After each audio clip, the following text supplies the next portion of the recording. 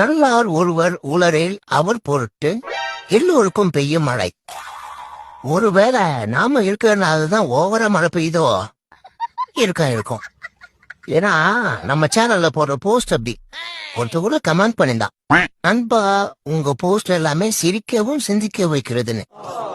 சிந்திக்கிட்டோம் எல்லாரும் கடவுளே 30 வயசாயிடுச்சு, சின்ன கல்யாணம் ஆகல, 4 பேரு 4 விதமா பேசுறதுக்குள்ள எனக்கு ஒரு அழகான பொண்ணா கொடு, இல்ல பொண்ண கொடு, அது போதும். கடவுளே உன்கிட்ட வேண்டின விஷயத்தை யார்ட்டையும் சொல்லாத, அவமானமாயிரும்.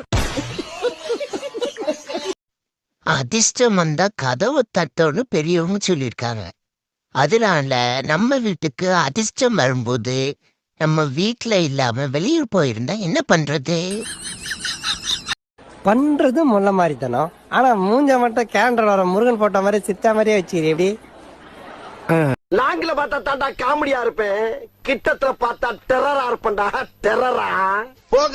இன்னிலிருந்து ஒரு டீ 15 ரூபாயா? நிறைய நாங்க டீ குடிக்க நிறுத்திடுவோம்னு நினைக்கிறீங்க? எங்க உடம்புல ஓடுறதுலாம் ரத்தமே கிடையாது, எல்லாம் டீ குடிச்சு பித்தமா ஓடிக்கிட்டு இருக்கு. நாங்க டீ குடிக்க நிறுத்தோம்னு நினைக்கிறீங்க?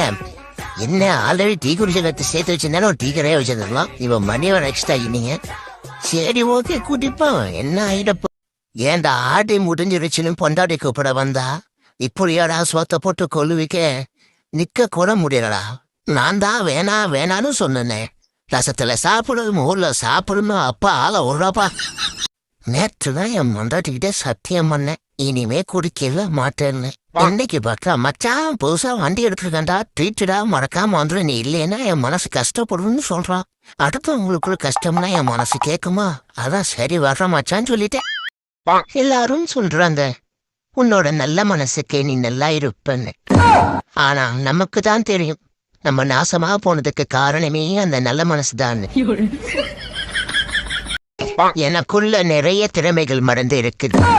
என்ன திறமை? எல்லாம் மறந்து இருக்கிறதுனால தெரிய மாட்டேங்குது.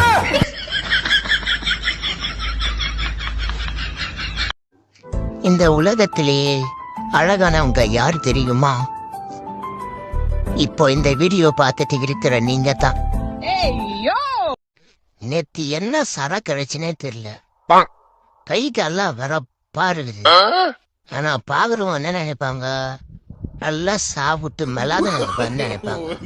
என் கஷ்டம் எனக்கு தானே தெரியும். உனக்கு ஒண்ணு சொல்லட்டுமா, நல்லவங்களை ஆண்டவன் சோதிப்பான், அப்புறம் நல்ல என்டர்டைன்மெண்ட் தான் இருக்கேன்னு அவனை மட்டும் சோதிச்சுக்கிட்டே இருப்பான்.